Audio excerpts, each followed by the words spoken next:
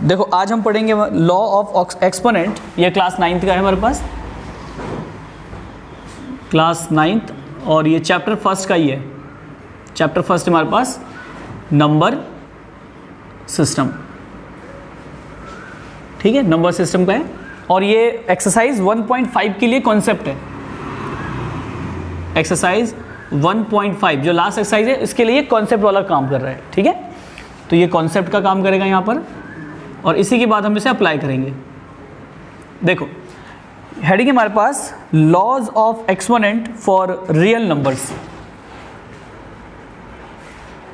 Laws of exponent for real numbers, ठीक है। Real numbers को वैसे तो एनसीईआरटी ने आर लिखा हुआ है ना, बट कभी आप जब आप ग्रेजुएशन में जाओगे तब आप समझोगे कि इसको आर को ना असली में ऐसे लिखते हैं, आर और इस तरह से लिखेंगे इसे, डबल बना करके साइन। अब ये डबल क्यों है? स्पेशली क्योंकि लोग सोचते हैं आर का मतलब आर है, नहीं, इसने उन्हें एक सिंबल बना दिया। इस आर का मतलब होता है रियल नंबर। तो हम तो फिलहाल ये पढ़ेंगे क्योंकि ये काम का नहीं है, ये ग्रेजुएशन में आएगा। जब ग्रेजुएशन में पढ़ोगे तब पता चलेगा आपको इसमें। तो बेसिक में पहले आपको लॉ बताता हूँ कि जो एक्सपोनेंट्स के लॉज हैं वो क्या क्या होते हैं। देखो जैसे पहला है मेरे पास, सबसे पहला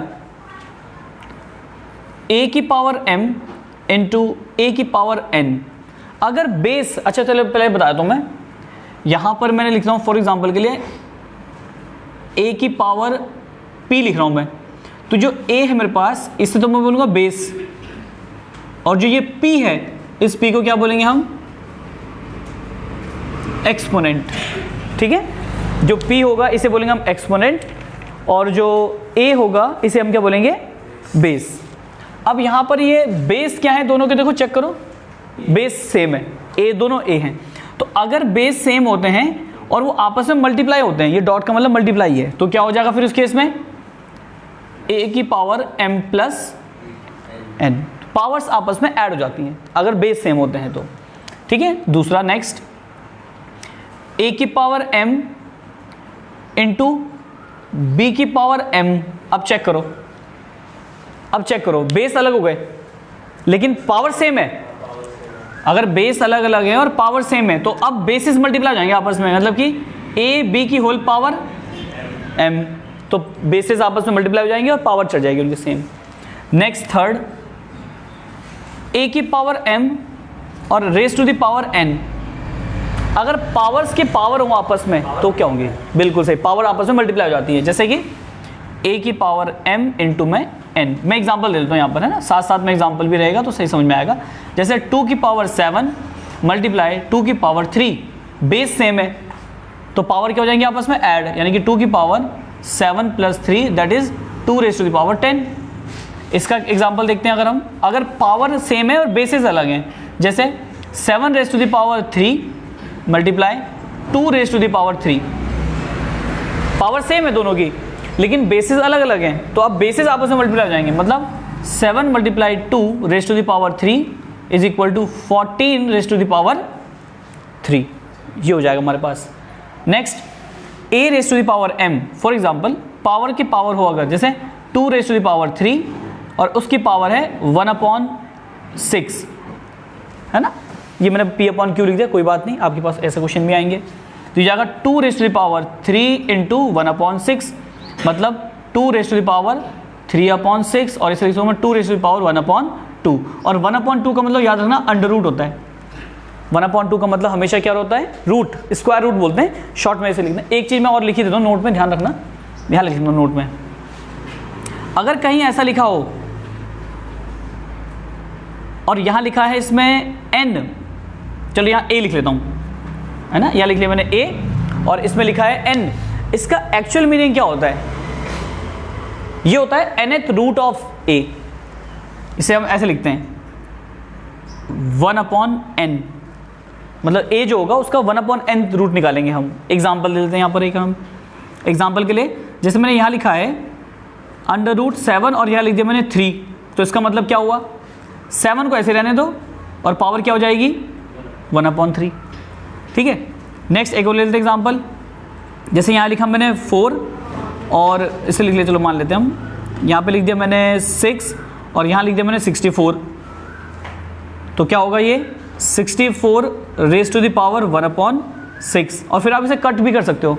जिस एग्जांपल के लिए इसे मैं लिख दूंगा 2 की पावर 6 है ना, 2 की पावर 5 32 और 2 की पावर 6 64 और इसकी पावर है 1/6। तो पावर की पावर, देखो ये रहा रूल, अगर किसी की पावर होती है और वो आपस में मल्टीप्लाई होती हैं, पावर अगर आपस में मल्टीप्लाई होती हैं तो वो दोनों, सॉरी अगर पावर की पावर है तो आपस में क्या हो जाती है, मल्टीप्लाई। तो हो जाएगा 6 × 1/6, इसे लिखूंगा 2 की पावर 6/6, ये जाएगा 2 की पावर 1, इसका मतलब 2। तो इसका आंसर आएगा 2। क्लियर? तो यहाँ तक हो गया। एक और चीज़, एक लॉ और बच रहा था इसमें एक्सपोनेंट का, जैसे कि अगर होता a की power m divide by a की पावर n।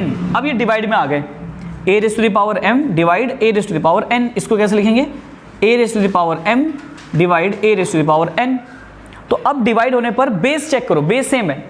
अगर बेस सेम है तो पावर क्या हो जाती है आपस में, माइनस।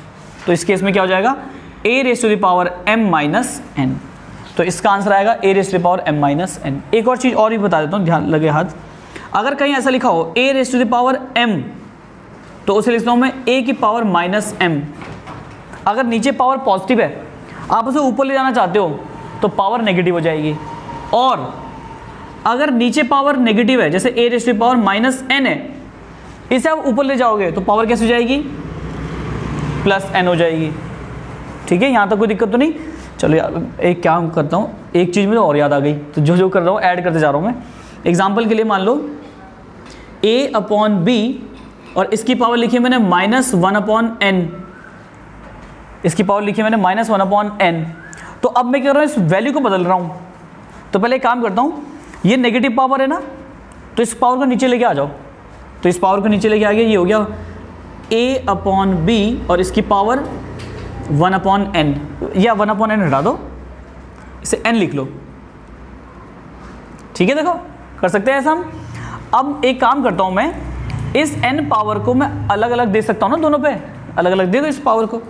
इसका मतलब ये हो गया a की पावर n अपॉन b की पावर n। और अब इस b की पावर n को ऊपर ले जाओ तो ये जाएगा b की पावर n अपॉन a की पावर n, और पावर आपस में एक साथ हैं तो इसे लिखता हूँ मैं b की पावर a की पावर n। कुछ समझ में आया, क्या हुआ, क्या समझ में आया बताओ। पहले a की पावर a अपॉन b की power minus a upon b की पावर माइनस n थी, फिर वो माइनस n को पॉजिटिव करने के लिए उसके ऊपर वन लगा दिया। सही है, बिल्कुल सही है, क्योंकि नीचे आ गई ये वैल्यू है 1/में हो गई, ब्रैकेट में दोनों की पावर अलग अलग दे दी, बिल्कुल सही। और ये सबसे नीचे था तो डिवाइड करके ऊपर।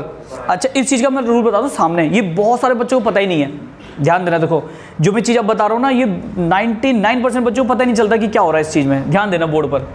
जैसे मैं यहाँ पे लिख रहा हूँ, ब्लैक मार्कर से लिखता हूँ, देखो मैंने लिखा p/q होल अपॉन 2/3। इसमें कितने फ्रैक्शंस आ गए, ध्यान देना, मतलब कितनी वैल्यूज आ गई फ्रैक्शन में टोटल, चार। देखो एक गिरी ना सबसे ऊपर p, एक q, एक 2, एक 3, टोटल कितनी वैल्यू आ गई, 4। कभी अगर ऐसे फ्रैक्शन दिखाई दें आपको तो सबसे नीचे वाली वैल्यू सबसे ऊपर से मल्टीप्लाई होती है। जब 4 वैल्यू दिखाई देंगे, देखो ऐसे रखो हाथ, सबके सब दिखाई देंगे आपको 4 की 4, चारों दिखाई देंगी। देखो वैल्यू ऐसे करके रखो, चारों वैल्यू दिखाई देंगी। जब ऐसी 4 वैल्यू आ जाए तो सबसे नीचे वाली वैल्यू सबसे ऊपर से मल्टीप्लाई होगी। तो इसका मतलब ये क्या होगा, ये हो जाएगा 3 × p अपॉन 2 × q। इसका मतलब ये हो जाएगा 3p अपॉन 2q। समझ में आया पहला रूल, पहले तो समझ में आया क्या कहा मैंने, जब 4 वैल्यू आ जाएंगी तो ऐसे सॉल्व होगा। अब देखना, अब मैंने लिखा 1/p/q। अब बताओ कितनी वैल्यू आई, 4 या 3? अगर 3 वैल्यू आ जाए और इस तरह से आ जाए तो सबसे नीचे वाली वैल्यू अभी भी सबसे ऊपर से मल्टीप्लाई होगी। ठीक है, तो ये हो गया मेरे पास q/p। इसका रीजन बताता हूँ क्यों, अभी क्यों बता रहा हूँ, रीजन है भी इसका। तीसरा केस, इसके अलावा बनेंगे नहीं। और अब जैसे मैं लिखा p/q/2, एक केस ये बन सकता है, और केस नहीं बनेंगे। अब क्या होगा यहाँ पर, अब q इससे मल्टीप्लाई जाता है 2 से, तो इसका आंसर बनेगा p/2q। अब देखना क्यों हुआ ऐसा, क्या मैं इस 2 को अपॉन 1 लिख सकता हूँ भाई, किसी हुए नंबर के नीचे रैशनल नंबर को मैं अपॉन 1 के फॉर्म में लिख सकता हूँ, तो 2 को मैंने 2/1 लिख दिया। चाहे 4 वैल्यू बन गई। अब देखो, और 4 वैल्यू बनने के बाद सबसे नीचे वाली वैल्यू कहाँ मल्टीप्लाई होती है? तो देखो 1 p से मल्टीप्लाई होगी, p तो बनाएगा, और ये वाली वैल्यू किससे मल्टीप्लाई होगी? नीचे, तो ये 2q हो गया। आया समझ में? अब ध्यान देना, क्या मैं इस 1/1 लिख सकता हूँ इसे? क्योंकि किसी के अपॉन में 1 लिख सकते हैं हम इसमें। तो अब देखो, अब सबसे नीचे वाली वैल्यू किससे मल्टीप्लाई होगी? सबसे ऊपर, तो ये q चला गया सबसे ऊपर, और p 1 के साथ मल्टीप्लाई होगा तो p यहाँ पे आ गया। रूल तो यही लगता है, बस वो दिखता नहीं है यहाँ पर, तो इसलिए बता दी मैंने वो चीज़ें। अब यहाँ पे ध्यान देना, इसको शॉर्टकट तरीके से क्या याद रखते हैं, अगर a/b की पावर -n है और आपको इसे चेंज करना है, इसे फ्लिप कर दो। क्या कहा मैंने? अगर a/b की होल पावर -n है तो आप इसे फ्लिप कर दो और पावर पॉजिटिव कर दो। देखो यही हुआ, b/a हो गया, पावर पॉजिटिव होगी। आया समझ में? क्वेश्चन कभी आएगा, जैसे क्वेश्चन एग्जांपल देता हूँ मैं आपको। एग्जांपल में ऐसे आएगा क्वेश्चन, देखो आपके पास वो लिखेगा 2/3 की पावर -7। अब बच्चे डर जाएंगे, बच्चे यही करेंगे, 100% यही करेंगे बच्चे। देखो चेक करो, इसे बच्चे ऐसे लिखेंगे 1/2/3 की पावर, पहले +7 करेंगे, अब पावर दोनों की तरफ देंगे, तो ये हो गया 1/2 की पावर 7/3 की पावर 7। अब ये 3 की पावर 7 सबसे ऊपर चले गई, तो 3 की पावर 7/2 की पावर 7। अब पावर सेम है तो 3/2 की होल पावर 7। आपने ऐसा करना ही नहीं है। आप क्या करोगे, आपको दिखाई दिया 2/3 और यहाँ साइन वो है माइनस में, आप फ्लिप कर दो इसे, 3/2 की होल पावर अब पॉजिटिव कर दो, आंसर आ गया। देखो वही, ठीक है। इसलिए ये वाली वैल्यू को आप ध्यान रखो, अगर कहीं नेगेटिव साइन है तो आप फ्रैक्शन को फ्लिप कर दो, चेंज कर दो। जैसे a/b है और यहाँ नेगेटिव पावर है, तो आप इसको फ्लिप कर दो b/a पावर n, तब भी वही आएगा आंसर। और रीज़न मैंने यहाँ दिया हुआ है कैसे आ रहा है इसका, ठीक है। चलिए क्वेश्चन पे चलें इसके। और कुछ बचा इसमें? और कुछ तो मेरे हिसाब से बचा नहीं है। हाँ देखो, मैं ये चीज़ बताता हूँ, NCERT में देखो ये लिखा हुआ है, मैं इस चीज़ को यहाँ बताता हूँ। देखो इसमें लिखा हुआ है a की पावर, यहाँ नोट पे लिख लेना इसे, ठीक है, इस पॉइंट को नोट पे लिख लेना। इसमें लिखा हुआ है a⁻m/n अगर हो, a⁻m/n हो, तो क्या मैं इसको ऐसा लिखता हूँ, square root of a, sorry इसका क्यूब रूट ऑफ a और m। देखो इसका मतलब क्या हुआ, इस पावर को इन्होंने ब्रेक कर दिया। ऐसे ना लिखने से बढ़िया, मैं क्योंकि NCERT ने वैसे लिखा था, मैंने वैसे लिखा। अब मैं समझा दूँ कैसे हुआ ये। इसको लिखता हूँ a की पावर m × 1/n लिख सकते हैं, क्योंकि ये m/n है, तो इसको लिख दिया मैंने m/n। और क्या मैं इसको ऐसा लिख सकता हूँ, a की power 1/n multiply m, power आपस में मल्टीप्लाई हो जाएंगी तो यही आएगा m/n। और 1/n a को क्या लिखूंगा, यहाँ लिखा मैंने कहीं पे, देखो ये रहा 1/n a को क्या लिखूंगा, ये देखो ये है ना लाइन लिखी हुई मैंने, 1/n इसकी मतलब a की पावर 1/n को क्या लिखूंगा मैं, इसकी लिख दिया मैंने स्क्वायर रूट ऑफ a और पावर nth, 1/nth पावर, और इसकी होल पावर कितनी चल रही है, m। देखो ये रही, यही चीज़ NCERT ने डायरेक्ट लिखी हुई है, जो मैंने यहाँ लिखा था उस टाइम पहली लाइन पे ही, वही चीज़ NCERT ने डायरेक्ट यहाँ लिखी, लेकिन कैसे आई है वो मैंने यहाँ बता दिया। इसको लिख दिया मैंने m × 1/n। अब इस 1/n को अंदर भेज दिया पावर में, और ये पावर चल गई। तो किसी की पावर आपस में मल्टीप्लाई होती है, तो मतलब x की पावर m की पावर n होती है, तो x की पावर mn हो जाएगी, पावर आपस में मल्टीप्लाई हो जाती है। तो ये हो गया मेरे पास। और ध्यान देना, इसको हम कहते हैं, a को बोलते हैं रेडिकेंट, a जो है यहाँ पर इसे बोलते हैं रेडिकेंट, ठीक है। और m को बोलते हैं एक्सपोनेंट, m को बोलते हैं एक्सपोनेंट। और n हो गया मेरे पास डिग्री, ये जो n लिखा है ना, ये n बन गया मेरे पास, ये जो n लिखा हुआ है यहाँ पर, ये n बन जाती है यहाँ पर डिग्री। और a जो बचा, a तो लिख दिया रेडिकेंट, और जो स्क्वायर रूट है इसे बोलते हैं रेडिकल, इसे बोलते हैं रेडिकल। ये ज़रूरत नहीं है, बस मैंने एक्स्ट्रा नॉलेज के लिए बता दिया। जो a है वो रेडिकेंट है, जो m है वो एक्सपोनेंट की तरह होता है, शो एक्सपोनेंट होता है, ये जो n लगता है वो डिग्री है, और जो स्क्वायर रूट यानी ये साइन लगा इसे रेडिकल का साइन बोलते हैं हम, ठीक है। तो ये हो गया। अब इसके हम क्वेश्चन करते हैं। पहले तो इसे नोट 1.5 पर, इसमें हमारे पास 3 क्वेश्चन है। पहले क्वेश्चन और दूसरे क्वेश्चन में हमें फाइंड करना है, यहाँ पे लिख लेना, ये फाइंड है, हमें फाइंड करना है इनकी वैल्यूज़, ठीक है, और तीसरे वाले में हमें इसे सिंप्लीफाई करना है। तो इन क्वेश्चन को करने से पहले हमें कुछ पावर्स पता होनी चाहिए, बेसिक्स, जैसे कि 2 की पावर 10 कितना होता है, 2 की पावर 7 कितना होता है, 2 की पावर 5 कितना होता है, 3 की पावर 5 कितना होता है, ये चीज़ें हमें पता होनी चाहिए। वो मैं यहाँ लिख रहा हूँ साइड में। देखो सबसे पहले हमारे पास 2 लेके चलते हैं हम। 2 की पावर 1 ये हो गया 2, 2 की पावर 2 4, 2 की पावर 3 8, 2 की पावर 4 16, 2 की पावर 5 32, 2 की पावर 6 कितना होगा 64, 2 की पावर 7 128, 2 की पावर 8 256, 2 की पावर 9 512, 2 की पावर 10 1024, 2 की पावर 11 2048 और 2 की पावर 12 4096। इतने तक की वैल्यू मैंने बता दी, जाके इससे आगे जाएगा नहीं, आपको तो 7 9 पे पड़ जाएगा, उससे ऊपर नहीं जाएगा। ठीक है, नेक्स्ट बात करते हैं। 3 की पावर 1 कितना होता है 3, 3 की पावर 2 3 की पावर 3 27, 3 की पावर 4 81, 3 की पावर 5 243। बस इतना, एक और लिखना चाहो लिख लो। 3 की पावर 6 3 3 9 3 4 12 3 2 4 1 7 729। इतना जा सकता है, इससे ऊपर नहीं। ठीक है, तो ये हो गया 2 की पावर, 3 की पावर। अब नेक्स्ट लिखते हैं हम 4 की पावर। 4 की पावर 1 4, 4 की पावर 2 16, 4 की पावर 3 64, 4 की पावर 4 256, 4 की पावर 5 4 की पावर 5 कितना हो गया, मतलब 4 से मल्टीप्लाई करो इसे, इतना होगा 10 है ना, 24 20 2 22 4 2 8 2 10। ठीक है, ये हो गया हमारे पास। और 5 की पावर देख लो नेक्स्ट। 5 की पावर 1 5, 5 की पावर 2 25, 5 की पावर 3 125, 5 की पावर 4 625, 5 की पावर 5 3125 और 5 की पावर 6 5 15 625। ये हो गया। ठीक है, 5 की पावर 6, बोर्ड पे ध्यान देना। 6 की पावर 1 6, 6 की पावर 2 36, 6 की पावर 3 6 की पावर 4 कितना हो जाता है ये 12 56 12 36 12 56 6 36 6 कम 6 7 8 9 12 96। ठीक है, इतना हो गया। फिर 7 की बात करते हैं। तो 7 की पावर 1, 7 की पावर 2, 7 की पावर 3, इतना ही आता है, इससे ऊपर नहीं आता 7 में ज़्यादा, क्योंकि ऑड नंबर रहता है। 7 के बाद यहाँ लिख लेता हूँ। 8 की पावर 1, 8 की पावर 2, 8 की पावर 3, इतना ही रहता है इसमें भी।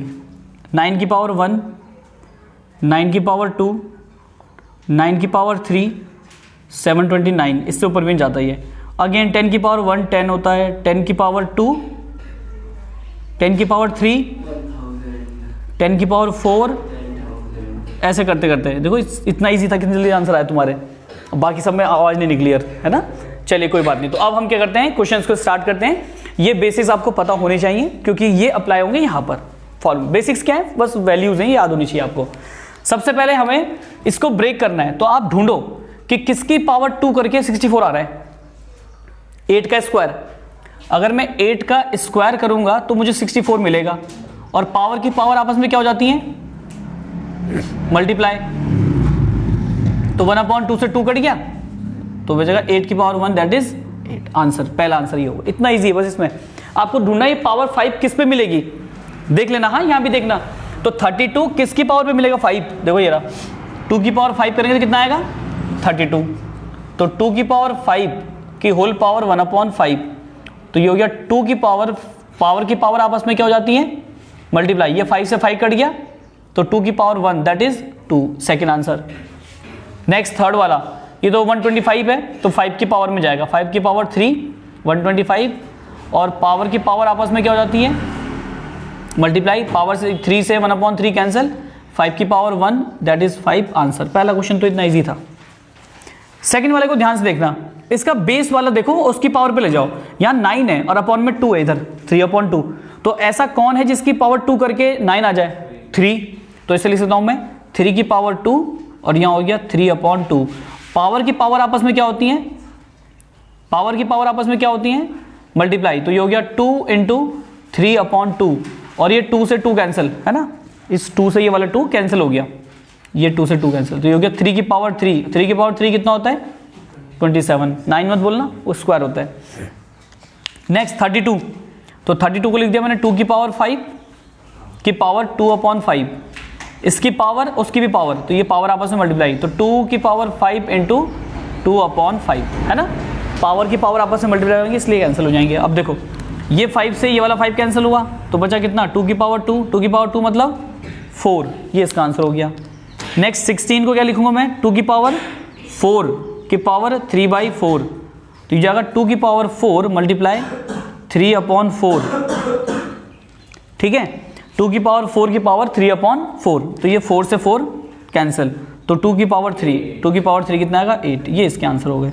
और लास्ट अभी मैंने बताया था आपको, देखो यहाँ मैंने अभी बताया था आपको, तो इस वैल्यू को चाहे तो आप फ्लिप कर लो, चाहे तो फ्लिप कर लो, तो ये कर दिया मैंने इसे चेंज, इसको लिख दिया मैंने 1/125 की पावर प्लस में, देखो क्या किया मैंने, इस 1/3 को नीचे ले गया तो 1/3 प्लस में हो गया, और 125 को क्या लिख सकता हूँ मैं, 5 की पावर 3 की पावर 1/3, और ये हो गया 5 की पावर 3 इंटू 1/3, और इस 3 से ये 3 कैंसिल, तो आंसर आएगा 1/5, ठीक है।